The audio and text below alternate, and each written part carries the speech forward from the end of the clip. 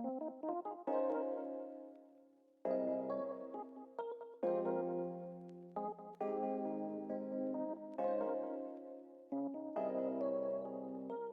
saya akan menjelaskan pengertian tentang gas mulia. Gas mulia merupakan golongan 8A yang pertama kali ditemukan oleh Sir William Ramsay, yang merupakan golongan yang semua anggotanya adalah gas, kecuali unonocticum dan beberapa isotop radon. Gas mulia atau gas inert juga sukar bereaksi untuk membentuk senyawa karena susunan elektron sudah stabil.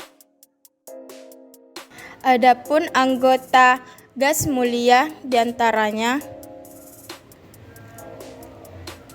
yaitu herbal, netral, arang, karang, serang, dan rantai, di mana nomor atomnya 2, 10, 18, 36, 54, dan 86, di mana konfigurasi elektronnya 2, 2,8, 2,8,8,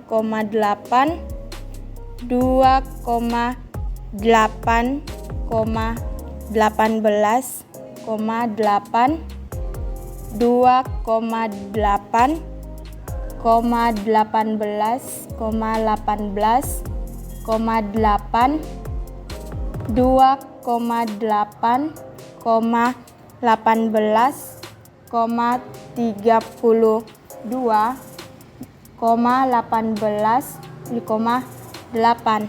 Nah, di mana 2 ini disebut dengan duplet. Nah, kita bisa lihat 8 ini sama semua. Nah, artinya 8 ini disebut dengan konfigurasi oktet.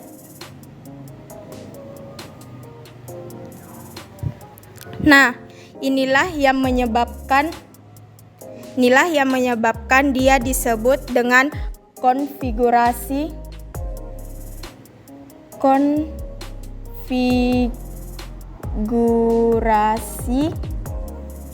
elektron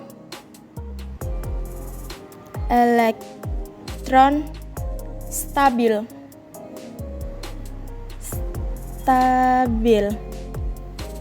Makasih.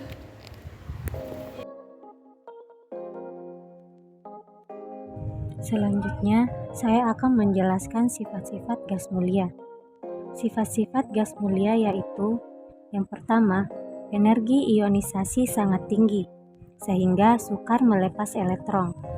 Yang kedua, keelektronegatifannya adalah 0, artinya tidak mempunyai kecenderungan untuk menangkap elektron.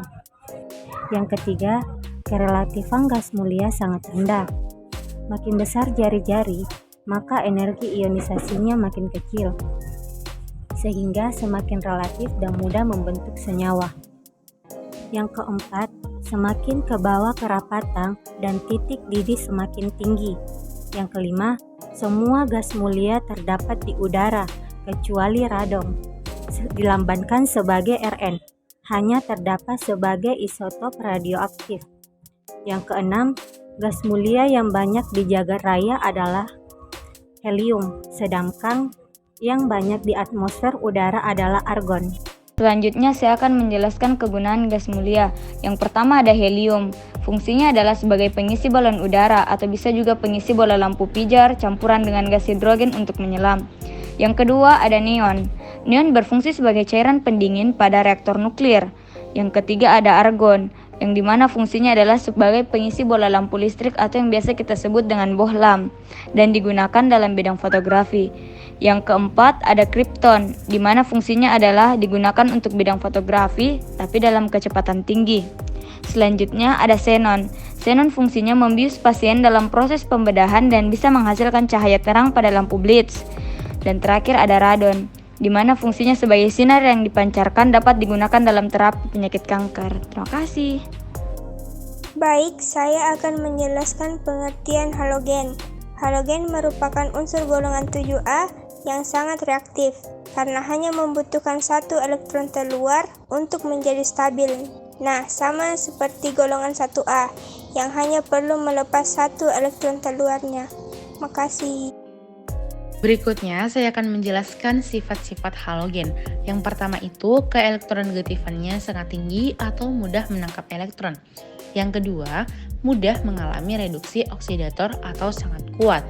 Yang ketiga, afinitas elektron semakin berkurang dengan bertambahnya jari-jari atom. Yang keempat, halogen dan senyawanya mempunyai bilox yang bervariasi.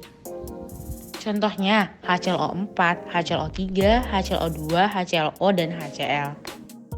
Yang kelima, dapat bereaksi dengan logam membentuk garam yang berikatan dengan ion, contohnya NaCl. Dan dapat juga bereaksi dengan sesama non-logam dengan membentuk senyawa kovalen, yaitu PCl3, PCl5, dan CCl4. Keenam, makin ke bawah, kereaktifan halogen semakin menurun. Kesimpulannya, unsur F atau unsur fluorin itu paling reaktif. Anggota halogen. Anggota halogen siapa saja? Yang pertama, F, Cl, Br, I, dan At. Atau bisa disingkat Fecel, Brokoli, Ibu Ati.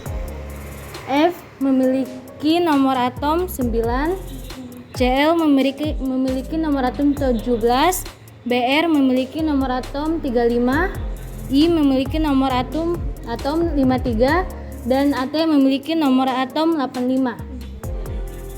Yang F memiliki konfigurasi yaitu 2,7, Cl 2,8,7, Br 2,8,18,7, I 2,18,18, dan 7. At 2,8,32,18,7. Di sini kita lihat semua elektrovalensinya yang di belakang adalah 777. Jadi bisa dikatakan elektrovalensinya stabil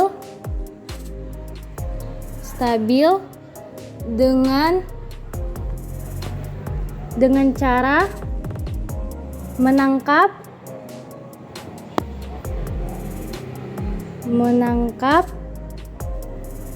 satu elektron membentuk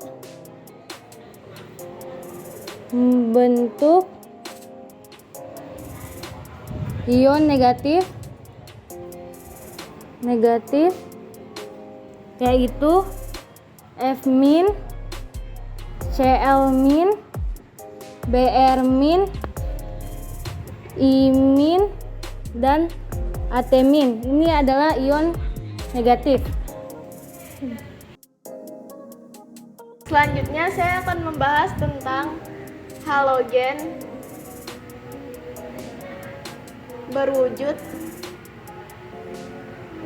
molekul diatomik.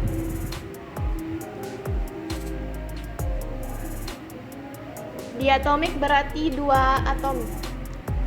Jadi molekul yang memiliki dua atom. Contohnya itu ada F2, Cl2, Br2, I2, dan At2. F2 dan Cl2 ini berwujud gas. Untuk Br2 itu cair C cairan yang mudah menguap. Untuk I2 merupakan padatan yang mudah menyublin.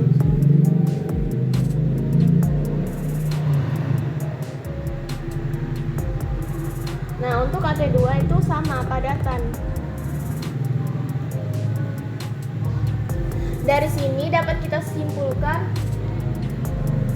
bahwa semakin ke bawah maka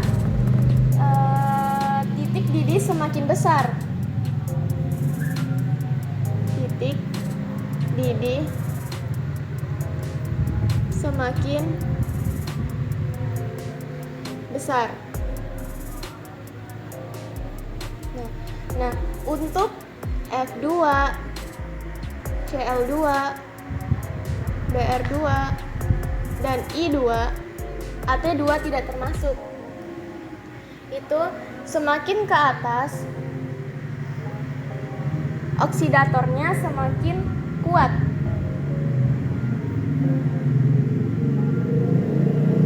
Oksidatornya semakin kuat. Maka unsur di atas mendesak ion di bawahnya.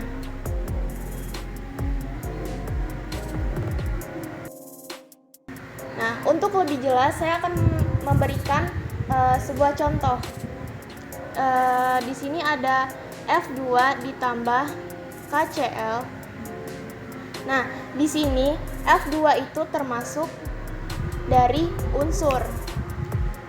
Nah, sedangkan untuk KCl itu termasuk dari senyawa, yang dimana ionnya yaitu Cl ini. Nah, jadi unsur F2 ini mendesak Cl, maka bereaksi menghasilkan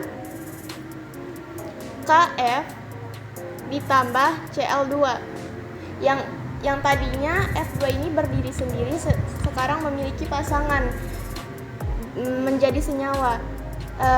Terus KCl yang tadinya memiliki pasangan K sekarang berdiri sendiri yang menjadi unsur. Contoh kedua, nih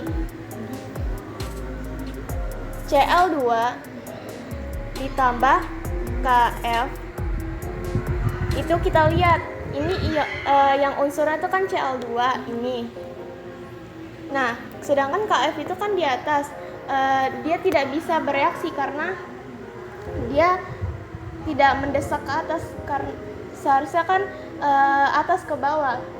Jadi ini tidak bereaksi. Tidak bereaksi. Halogen berwujud senyawa. Senyawa pada halida. Pada halida yang yaitu Hf, HCl, HBr, dan Hi. Ini dia semakin ke atas maka semakin reaktif. Reaktif.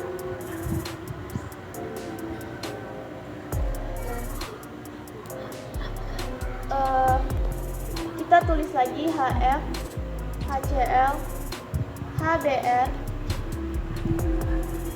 dan Hi. Itu kalau semakin ke bawah itu mengalami reduktor semakin kuat.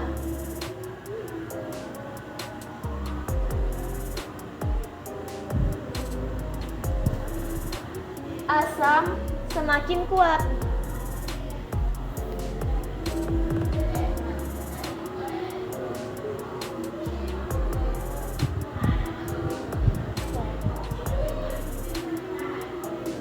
Dapat disimpulkan juga semakin ke bawah, titik didih semakin besar. Saya tuliskan titik didih semakin besar.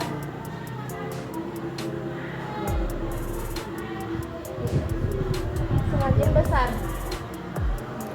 Catatan ya, untuk HF. Catatan untuk HF, titik didihnya besar.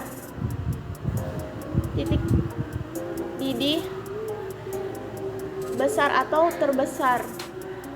Jadi di sini HF itu lebih besar dari HI. Karena kan HF ini kan titik didihnya besar, jadi dimulai dari HF, terus HI, terus lebih besar dari HBr, dan lebih besar dari HCl. Oke.